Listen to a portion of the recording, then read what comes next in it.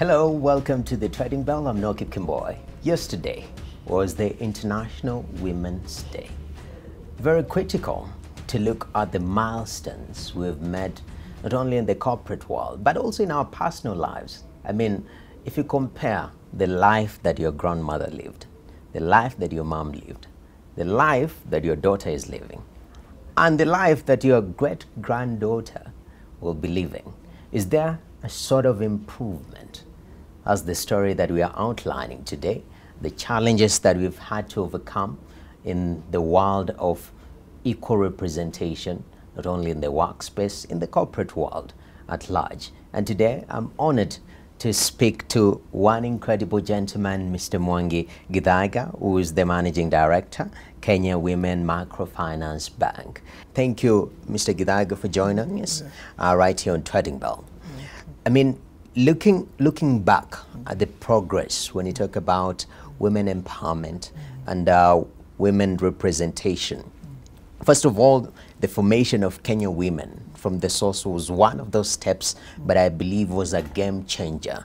Help us understand how that was a shift in terms of women empowerment in the corporate world and generally, because your impact trickles down to the very roots of this nation.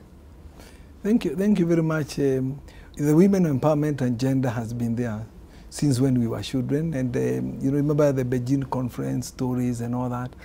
And in the 80s, our founders, the founding mothers of this institution, who are represented by Mrs. Mary Okero, she was working with Barclays Bank. She was actually the first black African woman to be a manager.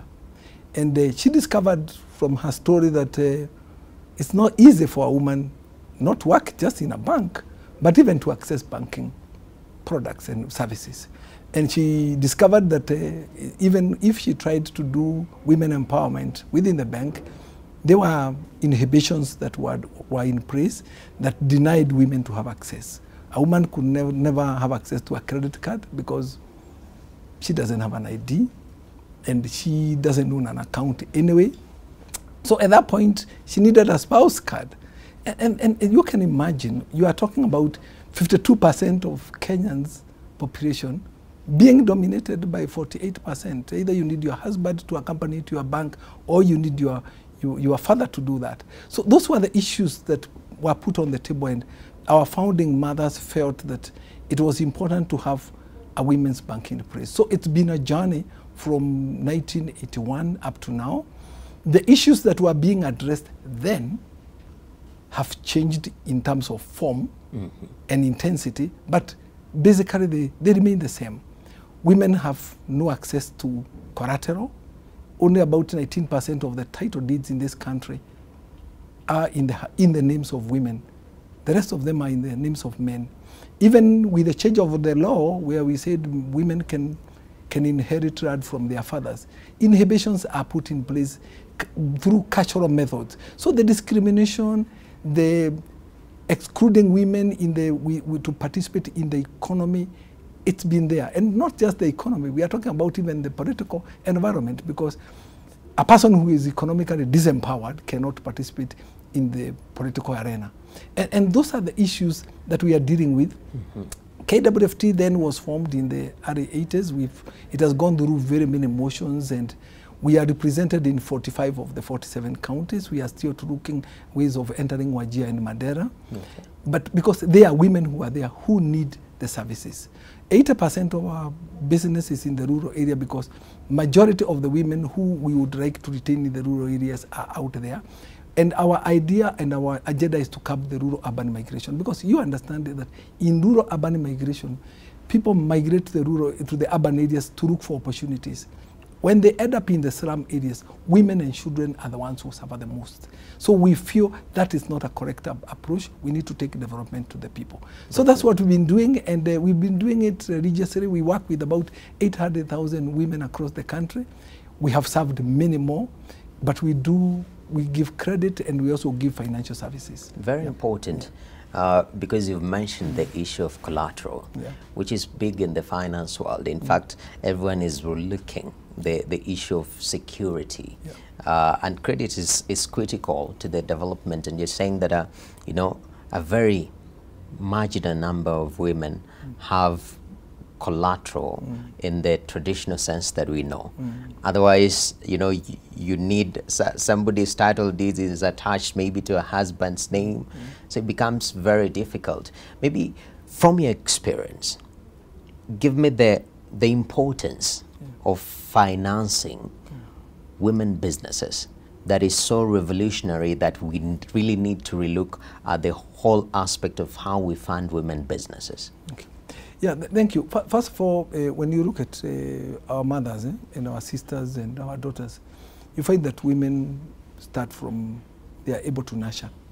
And when you think about a business, it comes as an idea, and the issue of nurturing it to a certain level, then the women are very good at it because they are patient, they are not willing, they are not willing to divert the money to other areas. Men are a little bit, you know, women are a little bit different because, you know, you get 100,000, you can treat yourself with 10 and put 90,000 in the business. A woman, you give her 10,000, she puts it in the business and she religiously protects it. When we talk about representation, oftentimes, especially in the corporate world, we are very good with our words. We'll come, throw in data, 64% representation, but there is what happens here and there is what happens on the ground. And I'm glad that I'm speaking to you because your bank actually, as much as you're talking here, also on the ground, you're seeing the impact of, you know, investing in women-led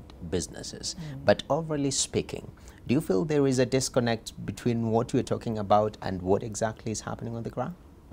Yeah, thank you. Yeah, I think things sometimes don't look the way we imagine they look. You know, when we talk about women representation, we, you know, as a company, what we believe in is that women need to be given, first of all, participation in ownership. You know, they can't be served by organizations that do not even understand their issues. You know, we always assume that we understand what they want and we have a solution, you know, to all the problems. So we need to give women ownership because the biggest financial inclusion is ownership. You know, if you serve me, then what am I within the organization? How can I drive a change within that organization? And for KWFT, you know, 67% of the company is owned by women, and that gives us what we are looking at. Then when you look at the board, and I know at the board everybody, you know, like say, well, let's get 1/3. 1/3. You know, now you have an oppressor who is telling you that 1/3 is good for you when you are 52%, and the person on the other side is 48%. Then I'm telling you that 1/3 is good for you and you are 52% of the population. That's already at that point there is discrimination because they should be 50-50 to the bare minimum. Whether we are talking about corporate world, whether we are talking about politics, we are talking about parliament, we are talking about representation in the county government, we should move from the word 1/3 gender rule because 1/3 gender rule means 1/3 women because, you know, it's already on this other side. So we are saying if we do 1/3, we have already met the target.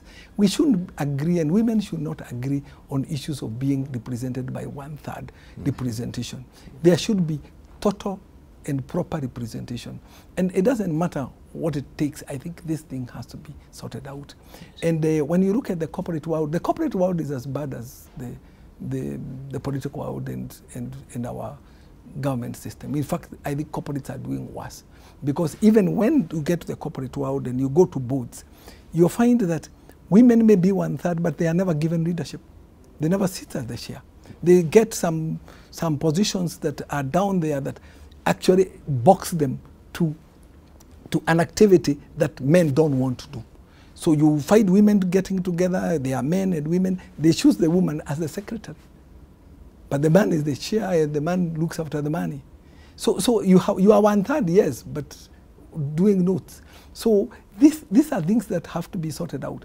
At the corporate level also, these are issues that have to be sorted. At the employment level, like in KWFT, 55% of our employees are women, which is okay because If women are 52%, then 52%, 55% is not overrepresentation. But then when you get to the top table that makes decisions, you'll find that very few women are able to get that level. Because on the back end, they have families to deal with. When they get to childbearing age, they are overburdened with responsibility at home, where the man can come late. I've come from a board meeting, I get home, my wife is waiting for me, and I am taken care of. A woman can't do that. She has to be home early to make sure that children have eaten, the husband's food is cooked. So she deliberately, she has been boxed to take, jobs that cannot demand that she is at the top. So all that agenda needs to be dealt with, both at the home level, through our education system, but even more at the corporate, to make sure that we look after the women and give them an equal opportunity, and also create interventions that enables them to get to the top. For example, make sure that if a woman, you are interviewing a woman and a man, and the woman has just come from maternity leave and all that, and the man scores 75%, the woman scores 70. You give it to the lady because she has scored 70 within a very difficult situation. Those are the issues that deliberately corporates need to deal with. However, having said that, what we also would notice is that although you may make it in the corporate world, you are given to positions that they are felt are women-like. The positions men don't. The hard positions they are spared for men. So it's a big ball game, and it is a gender war. In fact, I keep telling women that you should not plead for what is yours. You should demand what is yours. And there is no war that over dominant gender, over a gender that is dominated, that can be won through negotiations, through soft talk. Okay. People have to come out and demand that Parliament is not represented, women are not represented in Parliament by women reps. Yes. Because if they are women rep, then it should be 50% of Parliament, because women are 52%. But when you say 1/3, you already have isolated women out of decision making. Yeah. And I look forward when we have a woman president in this country, because women can put a president in. Yeah. In terms of our journey, towards equitable representation and empowering our women, the way we are doing it within the country, you've just spoken about how you guys are doing it in some of your programs. Overall, looking at it as somebody who's observing this progress that you are making, is it being done with the realities on the ground, recognizing some of these dynamics, the societies that we are coming from, which is majority very, very patriarchal, led by men? Is it something that it's being factored into the discussion and trying to turn that tide around? Well, yeah, what I would say is that the traction is starting. The ground is slippery, but we are having gains.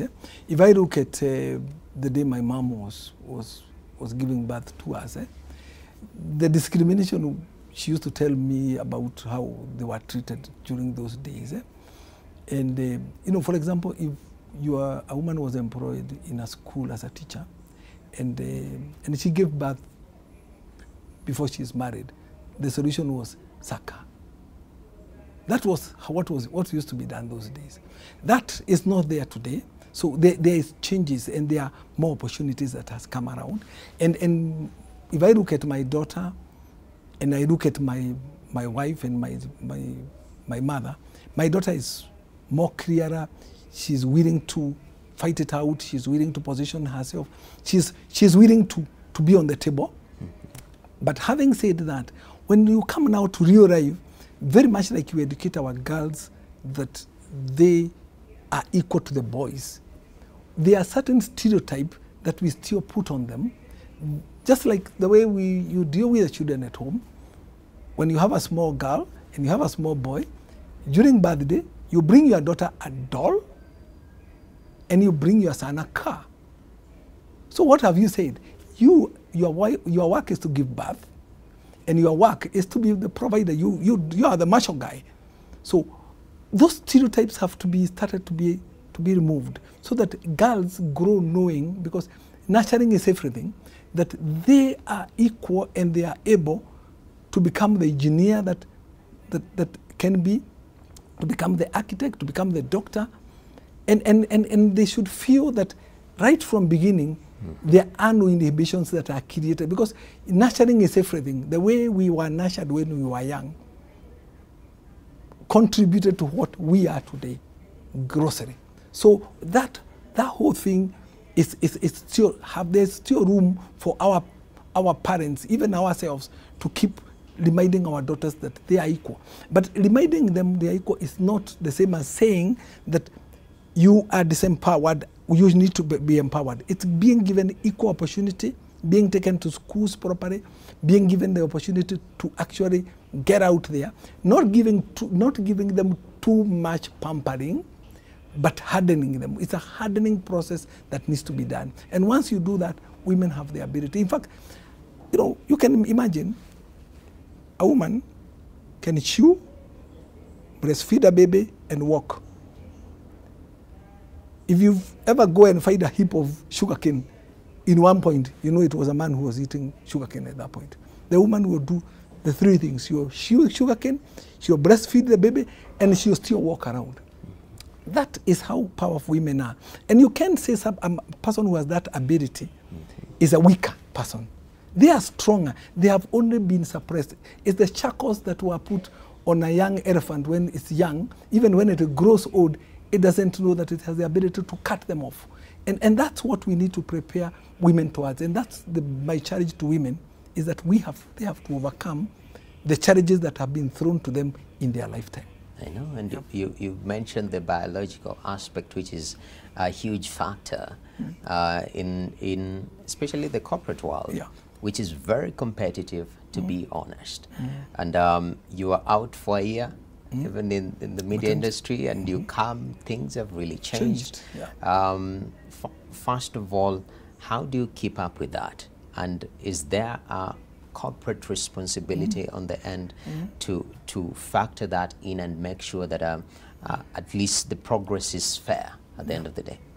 At a corporate level, yes, there is that. Like for us, what we do is that because one of the biggest challenges is after a young lady gives birth, is the shock of the experience of having a new baby. They need maternity leave, which is reasonable. If you pull them back from their maternity leave to leave the baby, and she comes to the office, her mind is never settled because the child is very young. So we from long time ago, we gave even before the government increased the maternity leave, we are giving maternity leave of 100 days. And if there is multiple pregnancy, we add another 30 days to make sure that the woman feels stable. Then after that, she is given time to be able to be with the child until the child is stable, because the genetic makeup of a woman is to hear the child at home. So you can't ignore that. Men don't have that. So you need to manage her so that psychologically she is able to deliver her services at work and be able to double up herself at home and be able to do what needs to be done, because that we cannot take it away from them. But then, as an employer, you need to have to undertake deliberate actions that make sure even after this lady is through with that activity, you still give her opportunity to compete on the table with men. So you must come up with deliberate efforts and interventions that lift her back. And remember, women do the nation a service of bringing children up and also making sure they are reasonable human beings, both men and women. We all go through the same process. So we have deliberately to create systems that gives them the opportunity to compete fairly with men. Definitely. That's important. In fact, even the physical space of it was a huge discussion for the longest time. I mean, if my child is too young, and I'm supposed to be coming to work, I've even created an opportunity, a space for that. I remember one company did that in the country, and it was big news. Oh, you have a space for somebody can place their child and maybe continue working. Is it something? I know there's the company you're talking about where you have a place where young mothers can bring their children. That's a good thing to do. But in practical sense, it may not work, because not every corporate has enough space for that and resources for that. But what we have done as a corporate is to create mothers' rooms where they can go express their milk, store the milk, and they are given time of, they have 2 times in a day where they can go express their milk, store it, and when they are taking home, it's already good for the child. And then give them enough time to be with the child in the beginning, so that the issues of breastfeeding the child exclusively for 6 months is put on the table, so that they know that this child must be exclusively breastfed for 6 months. Because if you don't do that, then you have another challenge of the child doesn't come out well, the woman is always in hospital, the child is always sick. So it's an investment as a corporate that you've got to do. So in our offices, you find that's what we have done. They can go express the milk and store it, take it home, and then leave it with the nanny, who can be able now to give the child that milk. Instead of now moving the child to formula milk immediately, and we do talk within the institution to enable women to focus on that, because a child who is properly breastfed, exclusively breastfed for 6 months, that child comes out good and doesn't become a headache for the parent. So there are many ways. The other people, what they do is they have flex time, where you can tell them they can come at this time, leave early.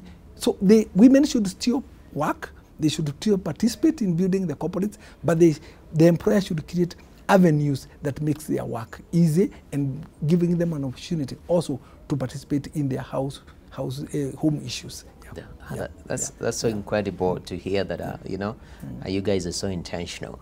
Because, for the longest time, the notion about corporate is that corporate has no soul. It doesn't feel. All that matters is, okay, have you done what you're supposed to do? Bottom line is, okay, we are good, we are at peace. But having that personal concern, and I know now one of the biggest discussions that you're having in the world is the issue of mental health. I mean, the awareness and the spotlight on it is very, very credible. And when you talk about mental health and being a man or a woman, we can't divorce the two. It's so incredible. Maybe from your space and as an organization, are you taking intentional to look at the issue of the mental health of the people and the people that you serve and work with you also? But first of all, we have a very good medical cover for our employees. It not only covers the employee, but it covers 4 members of, their husband and 4 members of their family. So that is inclusive of the children. So you find that that gives them, for the family, peace, because they know they have a comprehensive medical cover on outpatient, inpatient. So that stops being an issue. And the issues of mental health, we have a HR department that follows up and looks after our employee. And the work-life balance is very observed, so that we make sure that people are not straining. And if anybody shows indicator, because the young people we are employing today, you know where they are coming from. They are people who have emotional issues. There are issues that they need to be looked after. That we take care of, so that we have a good working group. For 5 years we were voted the best corporate company to work for by our employees. Not because of the salaries you give them, but because of the way you deal with their issues. And that's what every corporate should do.